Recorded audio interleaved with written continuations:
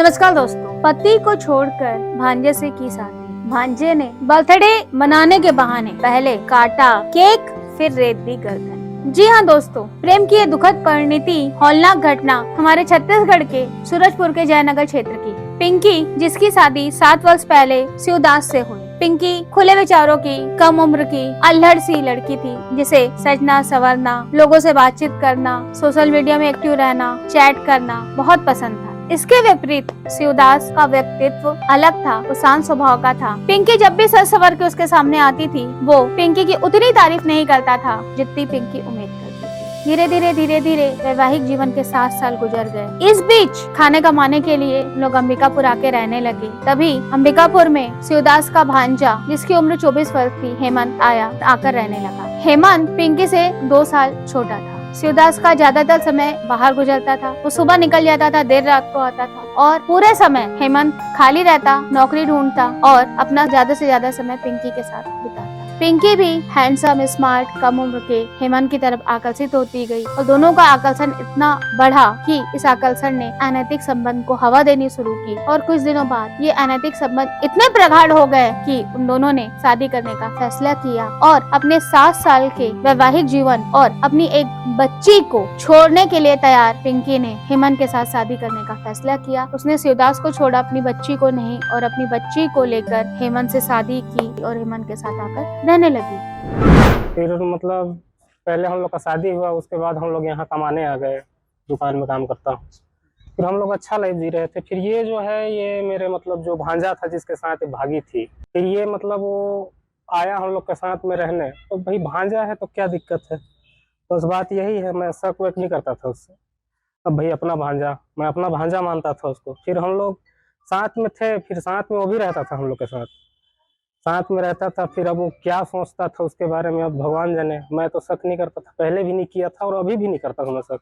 मेरा शादी हो गया, दूसरा शादी हो गया, इतना बढ़ गया कि शायद उन लोग अब नहीं सकेंगे एक दूसरे बिना रहने, यही बात हो रहा होगा शायद। तो फिर मतलब शुरू से ही था, मतलब हम लोग थे, अच्छे से थे, हम लोग अच्छा लाइफ जी रहे थे दोनों। एक बेटी भी है मेरी, मतलब वही हो गई 5-6 साल की। कुछ दिन तक ये प्रेम प्रसंग अच्छा चला। दोनों एक दूसरे की तारीफ करने लगे, खुशहाल जीवन जीने लगे। उन सारी चीजों की तारीफ जो शिवदास नहीं करता था, जब हेमंत करता था तो पिंकी फूली नहीं समाती थी। नए नए कपड़े पहनना, अपनी फोटो सोशल मीडिया में पोस्ट करना, ये उसकी हॉबी थी। बट ये बात अब हेमंत को खटकने लगी। जरा से ज्यादा सोशल मीडिया पे एक्टिव रहना हेमंत के दिल में शक के बीच को गहरा करने के लिए काफी था। धीरे धीरे हेमंत और पिंकी के बीच सोशल मीडिया में एक्टिव रहने वाली बात की खटास के कारण लड़ाई होने लगी और हेमंत का शक गहराता गया। अब हेमंत पिंकी के चरित्र पर उंगली उठाने लगा और यही बात उन दोनों के बीच झगड़े का कारण बनी और पिंकी अपने दोनों बच्चों को लेकर, हेमंत से भी उसकी एक 5 महीने की बच्ची थी, उन बच्चों को लेकर अलग जाके रहने लगी। बट हेमंत के पुरुषत्व को ये बात हजम नहीं हुई कि पिंकी, जो कि हेमंत की नजरों में लूज कैरेक्टर है, अलग रहकर अपनी जिंदगी कैसे गुजार सकती है। उसने 2 महीने पहले से ही उसको मारने की प्लानिंग की और उचित अवसर की तलाश करता रहा। उचित अवसर उसे मिला अपने जन्मदिन का। उसने पिंकी को फोन किया और कहा कि मैं तुम्हारे साथ अपना जन्मदिन मनाना चाहता हूँ। पिंकी भी बिना कुछ सोचे, क्योंकि वो उसका अब पति है जो पहले प्रेमी था, उसने अपने दोनों बच्चों को घर पे छोड़ी अपनी बहन के पास और वो उस होटल में आई जहाँ पर हेमंत ने उसे बुलाया। दोनों ने पहले केक काटा, एक दूसरे को केक खिलाया, खाना खाया और शराब पी। तब तक पिंकी को नहीं पता था कि ये जो जाम है उसकी जिंदगी का आखिरी जाम होने वाला है और ये केक उसकी जिंदगी का आखिरी केक का टुकड़ा होने वाला है। जैसे ही वो शराब के नशे में बेसुध होने लगी, उसको संभालते संभालते हेमंत अपने साथ बिठालकर जंगल ले गया। जंगल ले जाने के बाद उसी के दुपट्टे से उसने उसका गला घोटा। गला घोटने के बाद जब पिंकी मरणासन हो गई, तब भी उसे संतोष नहीं हुआ तो उसने अपने साथ में रखे चाकू से उसका गला रेत दिया और वापस आ गया। अगले दिन जब पिंकी नहीं आई तो उसकी बहन रिंकी को शक हुआ कि मेरी बहन अभी तक आई नहीं है और उसका मोबाइल भी बंद है। तब उसने पुलिस थाने में जाकर सूचना दी। मेरा नाम रिंकी चौधरी है। मैं प्रतापपुर भैंसामुड़ा की रहने वाली हूँ। मैं गांधीनगर किराए के रूम पे रहती हूँ। मेरी बहन का नाम पिंकी है, वो भी यहीं गांधीनगर किराए पे रहती थी। मेरी बहन का लव मैरिज हुआ था, तो जो मेरी बहन को मारा उसके साथ लव मैरिज हुआ था। हम लोग का 5 साल का रिलेशन था, दोनों का एक बेबी भी था। तो मतलब जो मेरा जीजा था जो मारा, वो मेरी बहन को पहले भी ये सब कर चुका है 2-3 बार। एक बार हम लोग को फंसाने के लिए भी ये सब किया था। तो मेरी बहन को मैं समझाई बहुत, एक बार मतलब चाकू वाकू लगा दिया उसके गले पे। मैं मेरी बहन को समझाई कि देख बाबू ये सब चीज बेकार है, तू छोड़ दे सब, बच्ची को दे दे, उसके पति को, अपने पति को दे दे, जिम्मा मांग रहे हैं उसके घर वाले, तो जिम्मा दे दे लिखा पढ़ी के साथ। उसके बाद तो अपना जिंदगी अकेले बिता, तेरी एक और बच्ची है, ऐसे में तेरे को एक आदमी मार के फेंक देगा अकेले, मैं क्या कर लूंगी। बहुत बार यहाँ मेरे रूम के अगल बगल भी ये सब चीज कर देता है। फिर ये दोनों लिखा पढ़ी के साथ एक गांधीनगर थाना से अलग हुए हैं। उसकी माँ एक छोटी बच्ची है, उसको अपनाई है, और ये भटगांव चले गया। मेरी बहन से कोई कांटेक्ट नहीं था। फिर इन लोग क्या पता वैसे बात करते होंगे, मुझे नहीं पता था इसके बारे में। मेरी बहन मेरे को ये सब बताई भी नहीं। और 29 तारीख को अभी उस लड़के का बर्थडे था। 29 तारीख को मेरी बहन